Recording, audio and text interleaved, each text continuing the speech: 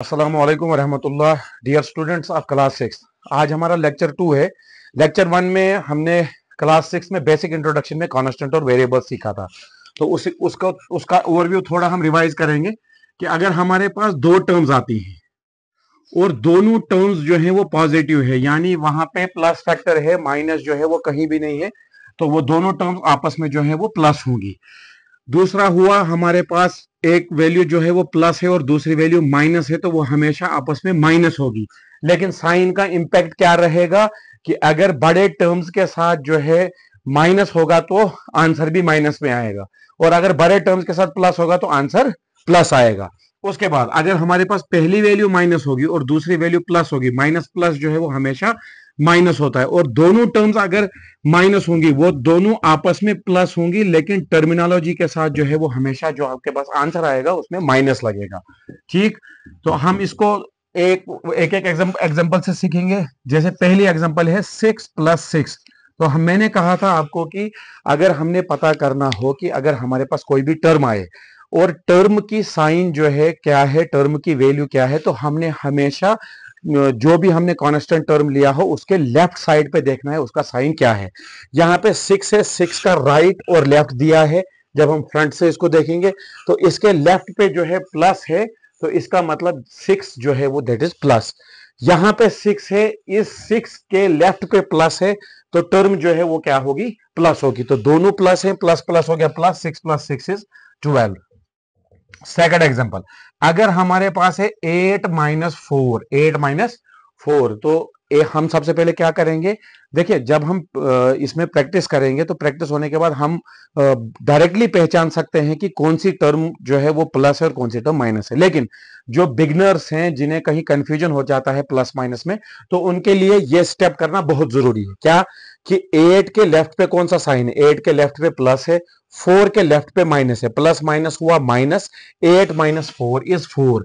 दोनों टर्म्स में जो है हमने देखना है बड़ी वैल्यू कौन सी है। बड़ी वैल्यू हमारे पास 8 है और छोटी वैल्यू हमारे पास 4 है। 8 के साथ प्लस है तो इसका मतलब आगे जो है आंसर के साथ प्लस ही आएगा। और जब हमारे पास प्लस आता है तो वहां पे लेफ्ट साइड पे कोई भी साइन लिखने की जरूरत नहीं होती। वो अंडरस्टूड होता है कि अगर उसके साथ कोई भी साइन ना हो तो वो हमेशा प्लस होता है। थर्ड एग्जांपल अगर हम समझना चाहें, अगर हमारे पास ऐसे है -4 + 8 इज इक्वल टू, देखिए कंफ्यूज नहीं होना है। आपके पास जो पहली कांस्टेंट टर्म है दैट इज 4, 4 के लेफ्ट पे माइनस है, 4 के लेफ्ट पे माइनस है, 8 के लेफ्ट पे प्लस है, minus plus is minus, minus plus is minus. अब जब माइनस होगा तो वो क्या होगा, बड़े से छोटा होगा। इन दोनों में से बड़ा कौन सा है, बड़ा है इसमें 8, 8 - 4 इज 4। दोनों टर्म्स में बड़ी वैल्यू जो है 8 है, 8 के लेफ्ट पे प्लस है, तो आगे भी आंसर में प्लस आएगा। अब आप फोर्थ पे आ जाइए। अगर आपके पास है -8 + 4, -8 + 4, आपके पास दो टर्म्स हैं दैट इज 8 एंड 4। 8 के लेफ्ट पे माइनस है, 4 के लेफ्ट पे प्लस है। 8 के लेफ्ट पे माइनस है और 4 के लेफ्ट पे प्लस है। Minus plus is minus, minus plus is minus. आप इन रूल्स में देख सकते हो, देखिए माइनस प्लस इज माइनस। तो अब जब माइनस होगा तो बड़े से छोटा निकलेगा, दैट इज 8 - 4। 8 - 4 कितना हुआ जी, 4। दोनों टर्म्स में आपके पास जो 8 है वो बड़ी वैल्यू है, 8 के साथ जो है माइनस है, तो आंसर पे जो है वो इफेक्ट किसका रहेगा, बड़ी वैल्यू का रहेगा, दैट इज -4। अगर आपके पास आता है -15 + 13, -15 + 13, ठीक। देखिए हमारे पास दो टर्म्स हैं, 1 इज 15, 1 इज 13। 15 के लेफ्ट पे माइनस है, 13 के लेफ्ट पे प्लस है। 15 के लेफ्ट पे माइनस है और 13 के लेफ्ट पे प्लस है। Minus plus is minus, minus plus is minus. 15 - 13 कितना हुआ जी, 2। 15 - 13 कितना हुआ, 2। दोनों में से टर्म्स जो है वो कौन सी बड़ी है, 15। 15 के साथ माइनस है तो इसके आंसर पे इफेक्ट क्या रहेगा, माइनस का रहेगा। अब आप चलिए जी, अगर आपके पास -8 -8 है, -8 है, तो देखिए 8 के लेफ्ट पे माइनस है, इस 8 के लेफ्ट पे माइनस है, माइनस माइनस हुआ प्लस, 8 + 8 इज 16। लेकिन दोनों के साथ माइनस है तो इसका इफेक्ट जो है वो आंसर पे रहेगा, तो आपके पास आंसर हमेशा -16 आएगा। तो आपको यहाँ पे एक इंपॉर्टेंट चीज नोट करनी है कि अगर आपके पास दो टर्म्स दी हैं और दोनों टर्म्स जो है वो माइनस में है, तो माइनस माइनस जो है वो प्लस होगा, यानी वो दोनों टर्म जो है आपस में प्लस होगी, लेकिन साइन जो है वो माइनस का रहेगा, साइन जो है वो माइनस का रहेगा। एक इंपॉर्टेंट एग्जांपल आप समझ लीजिए यहां से, -6 + 6, -6 + 6। अब देखिए 6 जो है, ये वाला 6 माइनस है, यानी इसके लेफ्ट पे माइनस है, ये वाला 6 प्लस है, इसके लेफ्ट पे प्लस है। Minus plus is minus, minus plus is minus. 6 - 6 is 0, 6 - 6 is 0। तो इसका आंसर जो है वो क्या आएगा, 0 आएगा। क्यों? देखिए 6 के लेफ्ट पे माइनस, 6 के लेफ्ट पे plus, minus plus is minus, तो 6 में से 6 को निकालेंगे तो आंसर आपके पास क्या आएगा, 0 आएगा। ठीक, तो ये है आपके पास इंपॉर्टेंट कंसेप्ट रिगार्डिंग जब आप अर्थमेटिक ऑपरेशन एडिशन का करोगे, सब्ट्रैक्शन का करोगे, इन केस जहां पे सिर्फ आपको कॉन्स्टेंट्स मिलेंगे। क्या मिलेंगे? कॉन्स्टेंट्स मिलेंगे। अब हम सीखेंगे वेरिएबल्स के बारे में। किसके बारे में? वेरिएबल्स। रूल जो है वो बिल्कुल सेम है, रूल जो है वो आपका वेरिएबल्स के मामले में बिल्कुल सेम है, लेकिन आपको कुछ थोड़ी एक दो चीजें और कंसेप्ट इसमें क्लियर करना है, तो आपका एडिशन और सब्ट्रैक्शन वेरिएबल्स के केस में जो है वो क्लियर हो जाएगा। अब देखिए, आप इसको समझ लीजिए। देखिए, अगर हम वेरिएबल लेते हैं x, क्या लेते हैं? x, इसके लेफ्ट पे बिल्कुल साथ वाले एरिया में यहां पे जो वैल्यू होती है इसे कहा जाता है कोएफिशिएंट। क्या कहा जाता है? कोएफिशिएंट। इसे कहा जाता है वेरिएबल। क्या कहा जाता है? वेरिएबल। तो वेरिएबल जो है हम डिनोट किससे करते हैं? हमारे पास वेरिएबल x है, वेरिएबल y है, वेरिएबल z है, वेरिएबल a है, b है, c है, p, q, r, m, n, o, ये हम जो है यूजुअली जो है हम इन वाले वेरिएबल्स का इस्तेमाल करते हैं। आपके पास वेरिएबल है, वेरिएबल के बिल्कुल लेफ्ट पे जो है आपके पास जो टर्म होती है उसे कहा जाता है कोएफिशिएंट। इसके ऊपर जो भी वैल्यू होगी उसे कहा जाता है पावर। क्या कहा जाता है? पावर कहा जाता है। फॉर एग्जाम्पल अगर हम इसको समझें, देखिए अगर हम इसको लिखेंगे 3x, क्या लिखेंगे? 3x, तो मैं कहूंगा आप बताइए जी, कोएफिशिएंट ऑफ x कितना है? तो आप बताएंगे कोएफिशिएंट ऑफ x के साथ में बिल्कुल कांस्टेंट टर्म कौन सी है? 3, तो इसका जो आपका कोएफिशिएंट का वैल्यू है दैट इज 3। मैं कहूंगा आपको power of x, power of x। देखिए x के ऊपर हमें इस वक्त कोई भी पावर नजर नहीं आ रही है। जब आपके पास कोई भी वेरिएबल हो और उसके ऊपर पावर कोई भी नहीं दी है, तो अंडरस्टूड मैथमेटिक्स का रूल यह कहता है कि उसकी पावर हमेशा 1 होती है, उसकी पावर हमेशा 1 होती है। देखिए अगर हम इसको थोड़ा सा और अपग्रेड करेंगे, -5x raised to the power 2, या हम इसको कहते हैं ऐसे, -5x की पावर 2, x की पावर 2, और अगर हमने इसको इंग्लिश में बोलना हो, x raise to the power 2। देखिए जी, अब मैं कहूंगा आपको कोएफिशिएंट। आप बताइए जी, यहाँ पे कोएफिशिएंट ऑफ वेरिएबल क्या है? आपके पास वेरिएबल एक्स स्क्वायर दिया है, उसका कोएफिशिएंट जो है दैट इज -5। माइनस को भी इंक्लूड करना है। ठीक है, तो कभी कभार क्या होता है कि स्टूडेंट्स इसमें गलती कर लेते हैं, वो जो है माइनस की टर्म को इंक्लूड नहीं करते हैं। तो आपने ये देखना है कि वेरिएबल के साथ जो बिल्कुल इसके साथ वाले लेफ्ट में इसके साथ जो भी टर्म्स होगी तो वो जो है कोएफिशिएंट में इंक्लूड किया जाएगा। तो आपके पास वेरिएबल है, वेरिएबल का कोएफिशिएंट जो है आपके पास क्या है? -5। उसके बाद power of x, power of x, तो पावर ऑफ x जो है वो कितना दिया है? 2 दिया है। कितना दिया है? 2 दिया है। ये आपके पास एग्जांपल 2 है। अगर आपको एग्जांपल थर्ड, अगर थोड़ा सा हम कॉम्प्लेक्स इसमें करेंगे, -16x raise to the power -9, -16x raise to the power -9, तो मैं कहूंगा इसमें इसका हिस्सा अगर हम करेंगे तो coefficient of variable, coefficient of variable, तो आपके पास जो वेरिएबल का कोएफिशिएंट दैट इज -16, -16, और आपके पास पावर ऑफ x जो है वो कितना दिया है? -9, -9। कहीं ऐसा ना हो कि अगर हमारे पास पावर माइनस में दी हो और जब हमें पावर कहा जाए, आपने डिनोट करना है कि इसकी पावर कितनी है, तो हम लिखेंगे 9, नहीं, ऐसा नहीं है, बल्कि x की पावर कितनी है? -9, तो इसका मतलब x की पावर कितनी आएगी? -9। x के बिल्कुल साथ में लेफ्ट में जो है आपके पास वैल्यू -16 दिया है, तो कोएफिशिएंट ऑफ वेरिएबल आपके पास x है, तो कोएफिशिएंट ऑफ वेरिएबल जो है वो कितना आता है? -16 आता है। तो मैं उम्मीद करता हूं कि जो मैंने आपको वेरिएबल, कोएफिशिएंट और पावर का कंसेप्ट दिया है और एग्जांपल से समझाया है कि हम वेरिएबल के कोएफिशिएंट को क्या कहते हैं, उसकी टर्म्स कितनी आती हैं, और वेरिएबल की पावर जो है हम उसको कैसे एक्सप्रेस करते हैं, तो वो होपफुली इस रिकॉर्डेड लेक्चर में जो है आपको ये समझ आया होगा। अब देखिए, अब अगर हम आएंगे अर्थमेटिक्स पे, यानी हम इसमें ऑपरेशंस करेंगे एडिशन का, सब्ट्रैक्शन का, जिस तरीके से हमने कांस्टेंट में किया। जैसे हम इसमें एग्जांपल लेंगे, सबसे basic example, that is x plus x, x plus x।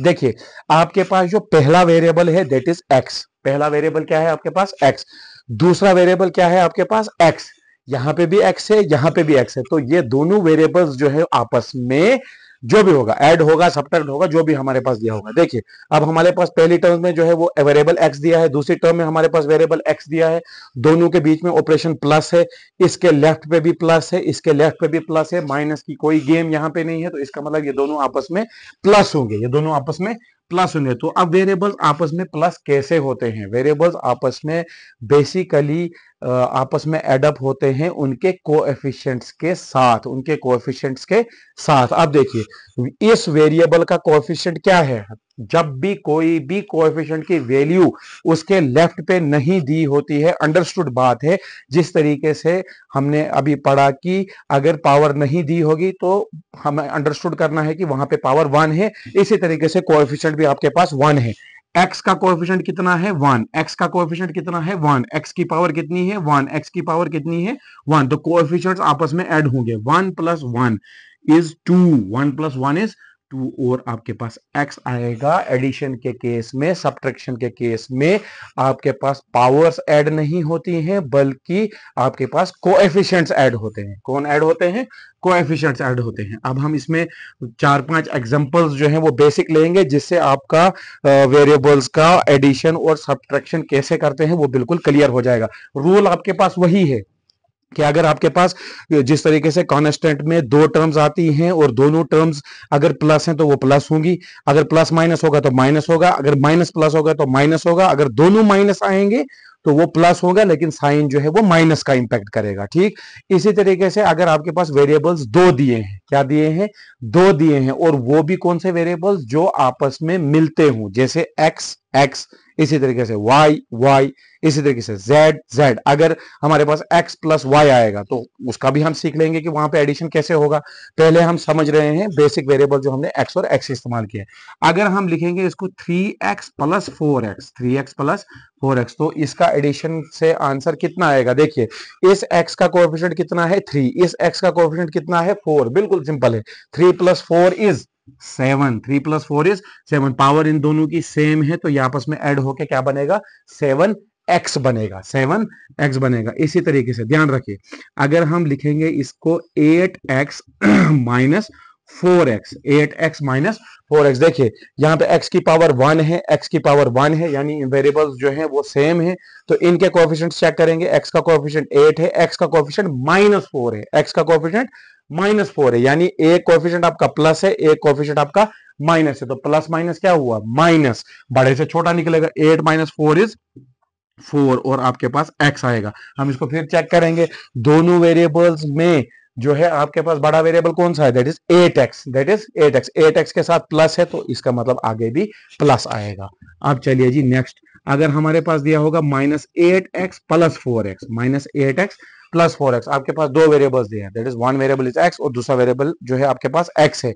इस पहले x का कोएफिशिएंट क्या है? -8, इस दूसरे x का कोएफिशिएंट क्या है? +4, पूरा बोलना है।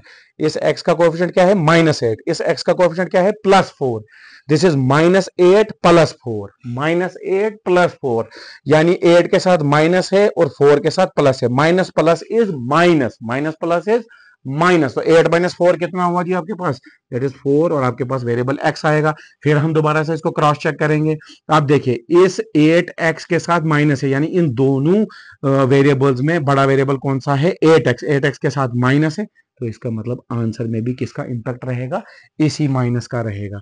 अब चलिए जी नेक्स्ट, अगर आपके पास है -4x plus 4x, -4x plus 4x, देखिए इस x का वेरिएबल क्या है? -4, क्या है? -4। इस x का वेरिएबल कोएफिशिएंट क्या है? +4।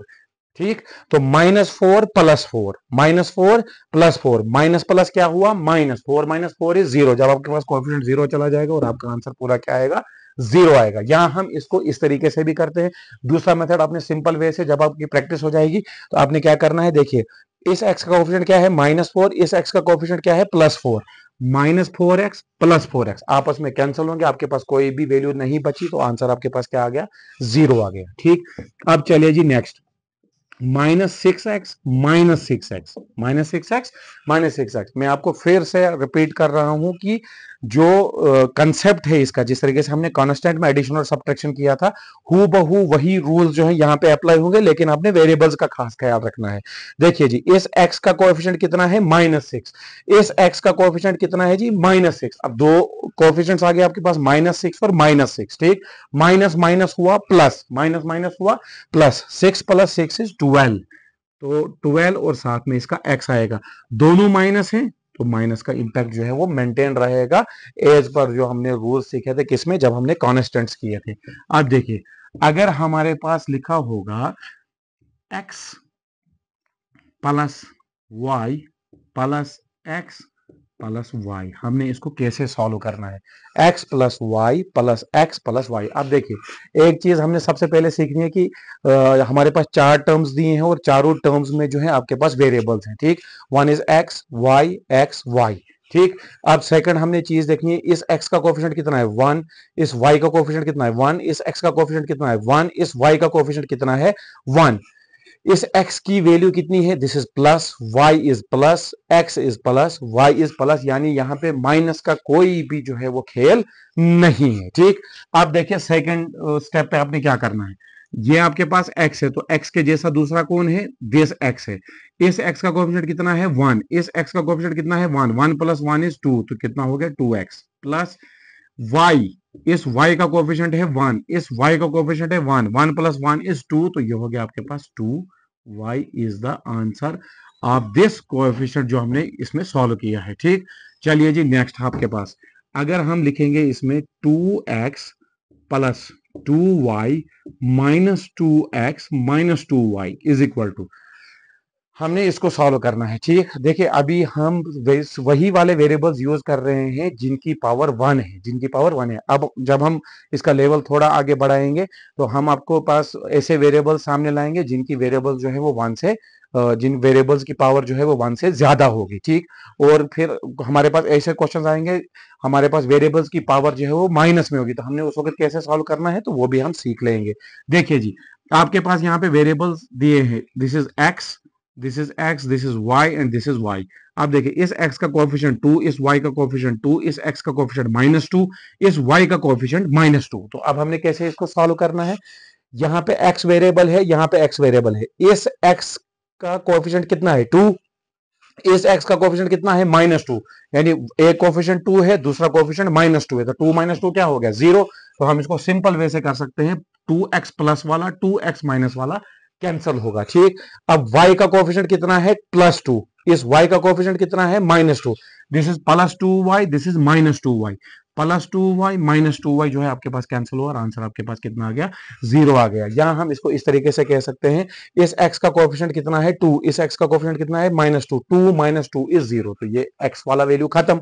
उसके बाद इस y का कोएफिशिएंट कितना है 2, इस y का कोएफिशिएंट कितना है -2, 2 - 2 हो गया 0, तो आपके पास y का वैल्यू भी कुछ नहीं बचा, तो आपका आंसर कितना आ गया जी 0 के बराबर। ठीक, अब देखिए, अब हम इसमें एक एग्जांपल और सीखेंगे, अगर हम लिखेंगे इसको 4x + 2y - 8y - 4x + 6z - 9z is equal to, हमने इसको कैसे सॉल्व करना है, बिल्कुल बहुत इजी है। देखिए, हमने इसको फिर दोबारा से रिपीट करना है, इस x का कोएफिशिएंट 4, y का कोएफिशिएंट +2, y का कोएफिशिएंट -8, x का कोएफिशिएंट -4, z का कोएफिशिएंट 6, z का कोएफिशिएंट -9, इनमें सबकी पावर्स आपके पास x दिया है, y दिया है, z दिया है, सबकी पावर जो है वो यहाँ पे कोई भी रिप्रेजेंट नहीं किया गया है, तो जब कोई भी पावर नहीं होती है तो इसका वैल्यू हमेशा 1 के बराबर आता है। किसके बराबर, 1 के बराबर। देखिए, दिस x है, x का कोएफिशिएंट 4 है, x का कोएफिशिएंट -4 है, +4x - 4x आपके पास कैंसिल हो गया, +4x - 4x। यहाँ आप इस तरीके से कह सकते हैं, x का कोएफिशिएंट 4 है, दूसरा x का कोएफिशिएंट -4 है, 4 - 4 इज 0। जब आपके पास कोएफिशिएंट 0 हो जाएंगे तो आपका x का वैल्यू भी खत्म हो गया। नेक्स्ट चलिए जी, आपके पास y का कोएफिशिएंट 2 है, y का कोएफिशिएंट -8 है, दिस इज +2 - 8, +2 - 8, +2 - 8, प्लस माइनस क्या हो गया माइनस, तो बड़े से निकलेगा छोटा, 8 - 2 इज 6 आपके पास y आएगा और आपके पास वैल्यू क्या आएगी माइनस। माइनस क्यों आया?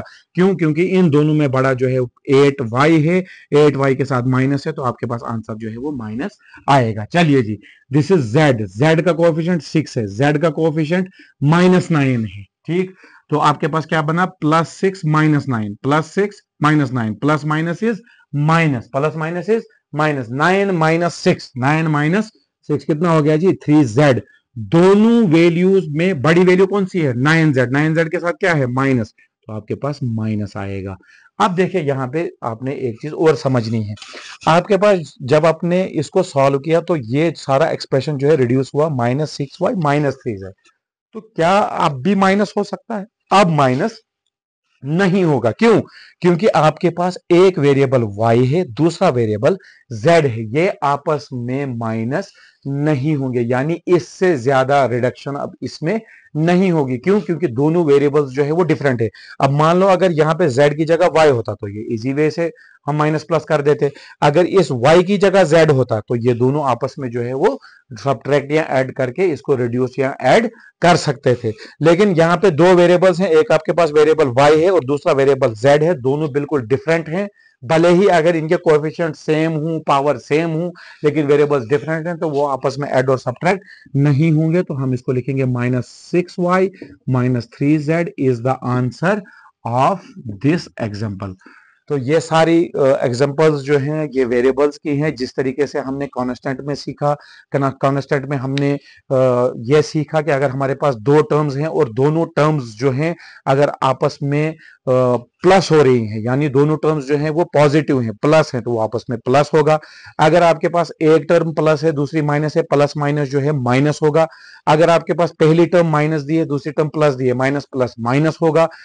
अगर आपके पास दोनों टर्म्स माइनस दी होंगी तो वो माइनस माइनस करके प्लस होगा। लेकिन माइनस माइनस के केस में क्या होगा? इंपैक्ट माइनस का ही रहेगा। आपके पास जहां भी जाओगे, जिस भी स्टेज पे जो है आप उन दोनों को माइनस करोगे तो आपके पास आंसर पे जो है वो हमेशा माइनस ही लगा रहेगा। लेकिन माइनस प्लस और प्लस माइनस के केस में आपने क्या देखना है कि अगर बड़े के साथ माइनस है तो आंसर में भी माइनस आएगा, अगर बड़े के साथ प्लस है तो आंसर में भी प्लस आएगा। इसी तरीके से जब हम वेरिएबल्स में आए तो वेरिएबल्स में एडिशन और सब्ट्रैक्शन किस पे डिपेंड करता है? उसके कोएफिशिएंट पे डिपेंड करता है। तो अगर हमारे पास वेरिएबल्स दोनों सेम है, वेरिएबल्स दोनों सेम है, सेम होने का मतलब कि उनकी पावर्स जो है वो आपस में मिल रही हैं। तो फॉर एग्जांपल जैसे हमने x और x लिया, x की पावर अगर नहीं दी है तो वो अंडरस्टूड होता है तो उसकी पावर 1 है। अगर x का कोएफिशिएंट कुछ भी नहीं है, उसके लेफ्ट पे जो है कोई भी वैल्यू नहीं है, तो वो अंडरस्टूड है कि उसका कोएफिशिएंट 1 है। तो हमेशा कोएफिशिएंट्स आपस में ऐड और सब्ट्रैक्ट होंगे और वेरिएबल्स की पावर पे कोई भी फर्क नहीं पड़ेगा, आपका वेरिएबल जो है हूबहू उसी तरीके से आएगा। अगर आपके पास दो टर्म्स दिए हैं, दो वेरिएबल्स दिए हैं और दोनों वेरिएबल्स जो हैं वो बिल्कुल डिफरेंट है, तो वो आपस में प्लस माइनस नहीं होंगे। जिस तरीके से आपके पास वो टर्म्स दी होंगी उसी तरीके से उस टर्म का आंसर आएगा। जैसे अगर आपके पास लिखा है 4x plus 9z, 4x plus 9z, एक वेरिएबल आपका x है, दूसरा वेरिएबल आपका z है, तो 4x प्लस 9z हूबहू आपका आंसर आएगा। तो इस लेक्चर के जरिए हमने लेक्चर 1 में कॉन्स्टेंट्स का कंसेप्ट दिया, लेक्चर 2 में क्लास 6 के लिए वेरिएबल्स का कंसेप्ट दिया, और हमने इसमें एग्जांपल से सिखाने की कोशिश की। मुझे पूरी उम्मीद है कि जो भी हमने एग्जांपल्स यहाँ पे और जो भी आपको कंसेप्ट दिया है ये आपको क्लियर हो गया होगा। और नेक्स्ट लेक्चर में जो है हम क्या करेंगे, वेरिएबल्स को जो है थोड़ा अपग्रेड करेंगे, जिसमें आपके पास पावर्स को भी इंक्लूड करेंगे और वो वैल्यूज जो है वो कैसे ऐड और सब्ट्रैक्ट होंगी, तो वो हम नेक्स्ट वीडियो में सीखेंगे। अस्सलाम वालेकुम वरहमतुल्लाह।